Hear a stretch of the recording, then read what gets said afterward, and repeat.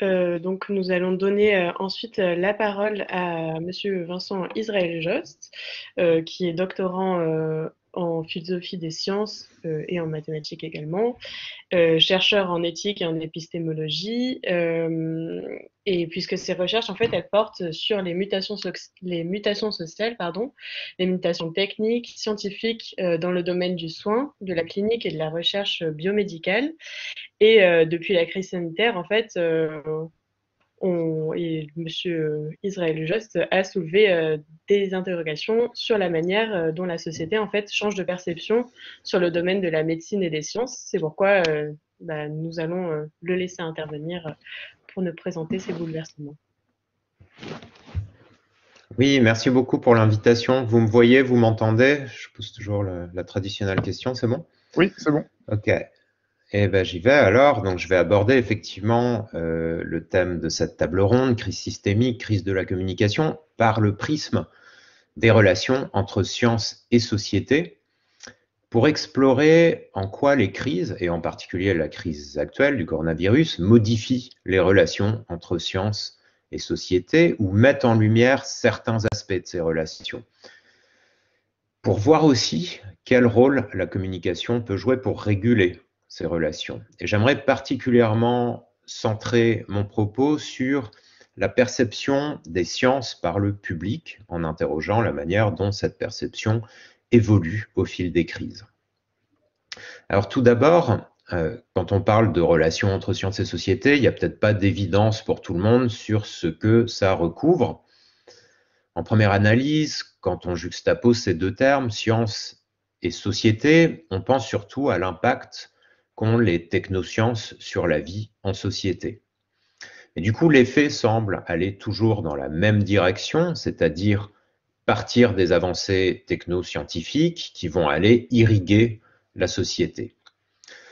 Donc, ce sont par exemple les héros de la science moderne, les Galilée, Newton, Einstein ou Darwin, qui ont profondément modifié nos représentations et nos croyances sur le système du monde et la place que nous y occupons. Donc voilà, ça diffuse de la sphère scientifique à la sphère sociétale avec nos croyances, nos représentations qui sont changées. C'est aussi l'exploration spatiale, l'informatique, le smartphone, l'avion, bref, toutes ces inventions qui sont le fruit de recherches scientifiques et qui changent fondamentalement nos manières de vivre et de penser. Et donc, c'est une première manière de penser les relations entre science et société, c'est penser une science relativement autonome, qui avance, qui explore, qui construit, et qui diffuse ses résultats vers une société dont la perception de la science n'est aucunement problématique. Cette manière de penser la relation, assez réductrice, met l'accent sur le progrès. On parle d'ailleurs assez souvent de l'idéologie du progrès, c'est-à-dire de l'idée qu'une science correctement financée et laissée libre d'avancer à son rythme apporte nécessairement le progrès. Dans cette perspective, la science fait aussi autorité. La parole des scientifiques n'est pas contestable. Le point culminant d'un rapport entre science et société qui serait régi par l'idéologie du progrès semble être situé dans les années 1950. Alors, je peux citer à ce titre le sociologue Harry Collins, qui dit ceci. À cette époque, donc il parle des années 50, à cette époque, on pouvait voir dans des programmes télévisés de forte audience un scientifique en blouse blanche prenant la parole et faisant autorité sur presque n'importe quel sujet ayant trait à la science, et parfois sur des sujets extérieurs à la science. Alors, à partir de la fin des années 1950, les sociologues font état d'une complexification des relations entre science et société, particulièrement sur la question qui m'intéresse, de la perception de la science par la société. Il y a quelque chose qui, à partir de là, ne va plus de soi. Et sans rentrer dans les détails, les sociologues ont constaté, depuis les années d'après-guerre, un effritement de l'autorité de la science, un rapport moins vertical au savoir. Ils ont identifié, par exemple, une crainte publique face à l'avancée de sciences qui permettait la création d'armes atomiques. Ensuite, le ralentissement de la croissance et la crise pétrolière des années 1970 ont aussi contribué à modifier les perceptions du public qui ne voyait plus dans le progrès techno-scientifique une réponse garantissant un avenir plus radieux à chaque génération. Le sociologue allemand Ulrich Beck a aussi souligné combien la notion de risque, autrefois associée d'une part aux risques naturels, aux tremblements de terre, aux épidémies, aux famines, d'autre part aux guerres, bien sûr, eh bien, cette notion de risque était aujourd'hui déportée sur le risque technologique à travers les accidents nucléaires, Three Miles Island, Tchernobyl, Fukushima, ou bien la crise de la vache folle, ou encore les scandales pharmaceutiques. Or, si le risque est désormais associé à la sphère techno-scientifique, si nous sommes depuis maintenant plusieurs décennies dans une crise de l'avenir, une remise en question du progrès sur les OGM par exemple, alors il est devenu impossible de penser un rôle non problématique pour la science et les techniques. La société envisage donc désormais les sciences avec un regard plus critique. Ça semble être ça, l'évolution globale sur, en gros, ce dernier demi-siècle. Ainsi, globalement, le rapport de confiance en la science ne va plus de soi, et la défiance vaccinale, dont on a beaucoup parlé ces derniers mois, en est un bon exemple. Là où les Français avaient un rapport tout à fait confiant à la vaccination dans les années 1970 et en fait jusqu'aux années 2000, on a vu s'effriter cette confiance à la fin des années 2000 et la vaccination être remise en cause sur ses principes ou sur son efficacité ou sur ses dangers, soit en général pour la vaccination en général, soit pour des vaccins particuliers. Alors, vous vous en êtes sans doute rendu compte, je n'ai jusqu'ici décrit ce rapport entre science et société qu'à gros traits, c'est-à-dire en considérant science et société comme des tout homogènes.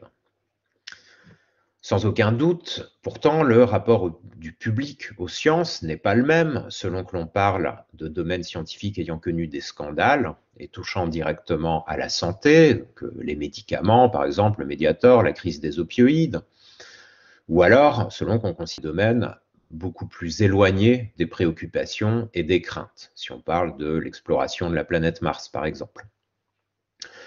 Le public peut continuer d'entretenir un rapport globalement confiant à un domaine et pas à un autre, même si la défiance qui naît sur certains domaines peut aussi contribuer à créer de la défiance sur d'autres domaines que l'on pensait à l'abri.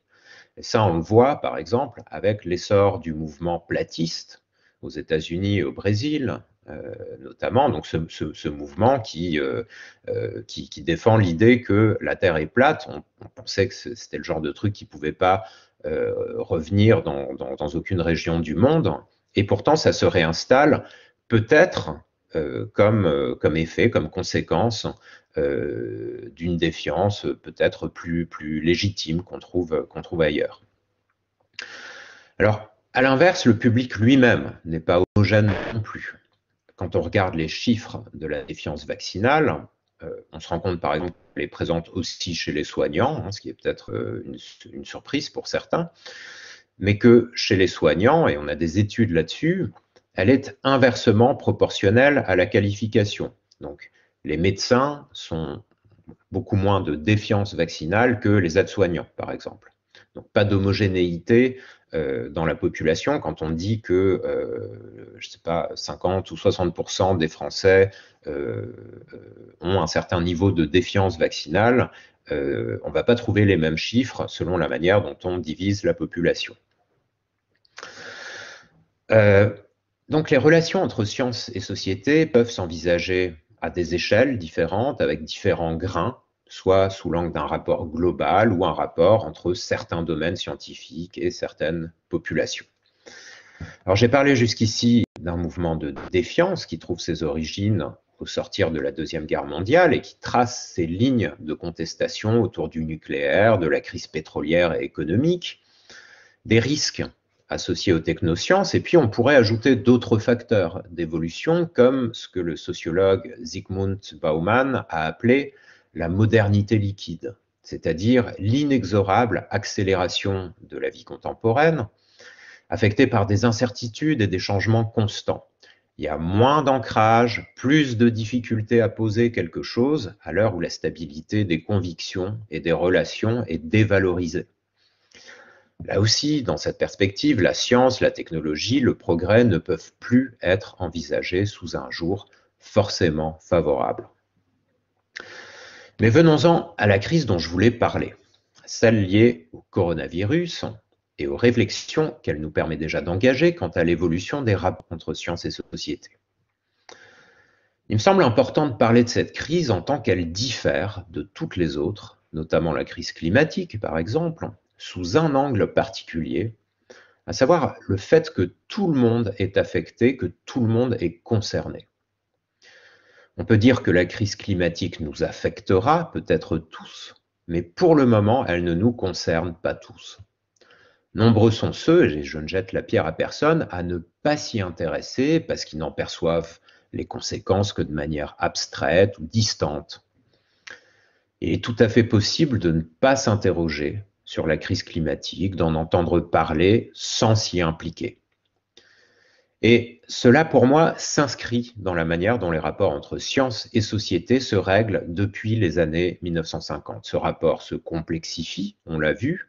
Les technosciences sont désormais reçues avec un esprit critique, mais la discussion, l'implication ne touche typiquement qu'une frange de la population qui s'investit de manière quasi militante.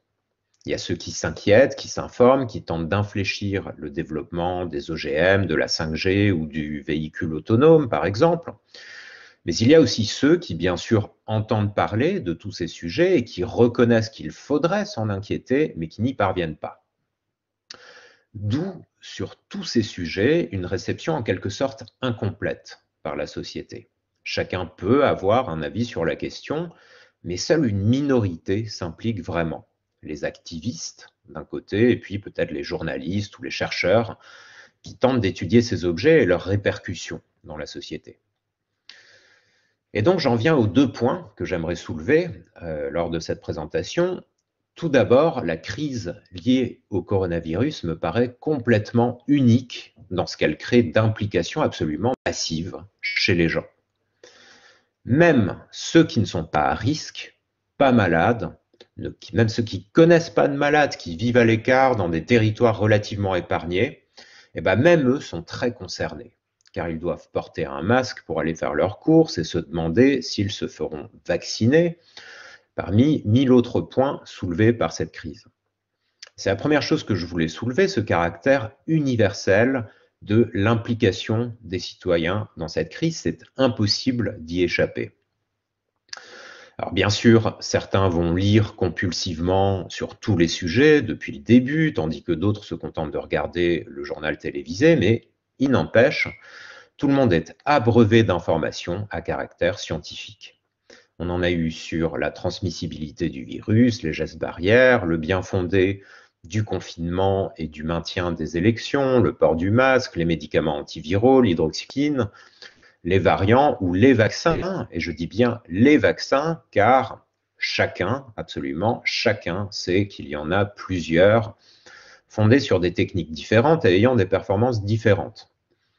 Et je soulève ce point parce que jusqu'ici, qui est-ce qui s'intéressait aux performances de différents vaccins contre une même maladie? S'il existait des vaccins, on parlait du vaccin de telle ou telle maladie, et puis basta.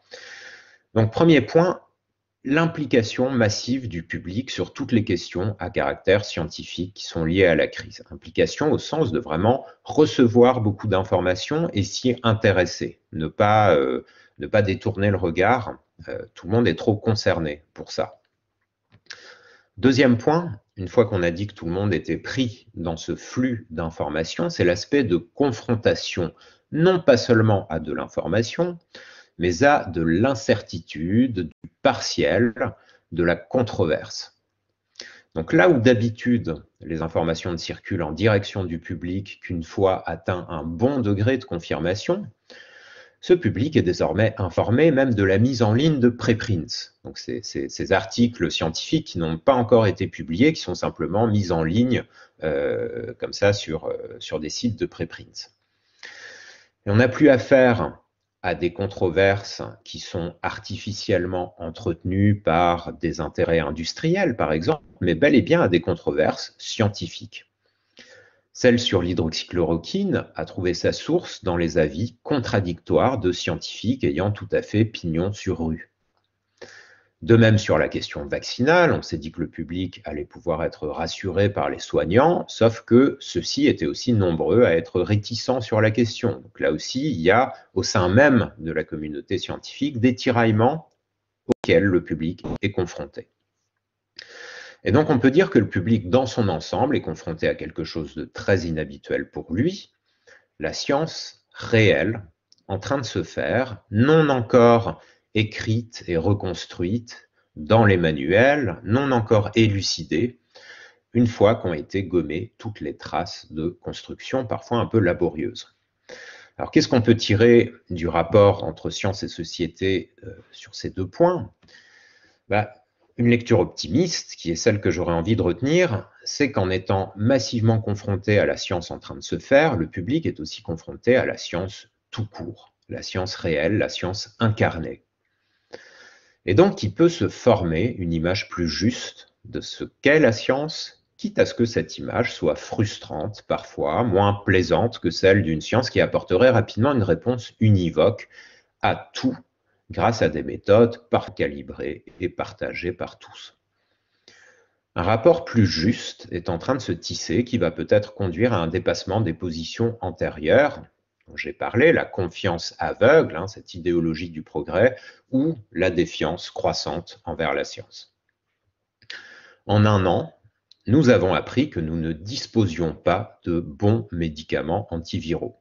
C'est une mauvaise nouvelle, mais c'est une connaissance scientifique qui s'est affirmée. Et nous avons appris aussi que des vaccins rapidement développés et testés pouvaient être sûrs et efficaces. Cette fois, c'est une bonne nouvelle, mais qui est elle aussi maintenant confirmée. Il s'impose d'une manière très intime pour chacun un sens de la manière dont la science fonctionne avec le temps. Dans un premier temps, cette bagarre des mots, des chiffres, des résultats, des méthodes, cette phase où on n'y comprend rien car les recherches sont en cours, mais aussi la résolution qui s'impose et qui devient incontestable, que la nouvelle soit bonne ou mauvaise. Et ça me paraît un progrès considérable dans ce qu'on pourrait appeler la culture scientifique. Alors pour finir sur l'un des rôles que pourrait et peut-être devrait tenir la communication dans tout cela, mais je ne fais qu'ouvrir la discussion, mon avis est que son rôle me paraît parfois moins intéressant pour démêler des controverses encore en cours, ou lever des incertitudes qui existent réellement, que pour contribuer à l'explication de la normalité des moments de flou en science, des disputes, des controverses, des incertitudes, c'est-à-dire de continuer à cultiver cette perception, à mon sens, plus juste, qui s'est massivement mise en place dans la société. En somme, mon idée, c'est que la communication et la médiation scientifique peuvent intervenir sur d'autres sujets que les faits scientifiques. Elles peuvent intervenir sur ce qu'est la science, comment elle se déroule, quelle en est la dynamique et où sont les frontières entre controverses réelles, quand on ne sait pas encore, entre deux hypothèses scientifiques, laquelle va l'emporter, et controverses artificiellement entretenues par des intérêts extra-scientifiques. Donc, il s'agit d'un volet peut-être plus épistémologique de la communication scientifique qu'il conviendrait encore d'adosser à un volet éthique qui puisse prendre du recul par rapport au champ scientifique sur des questions dont les enjeux ne sont pas que scientifiques. Je pense que ces aspects vont être développés dans la prochaine présentation, donc je m'arrête là pour le moment et je vous remercie encore une fois pour l'organisation de cette journée passionnante. Merci beaucoup pour votre intervention, Vincent Israël Jost.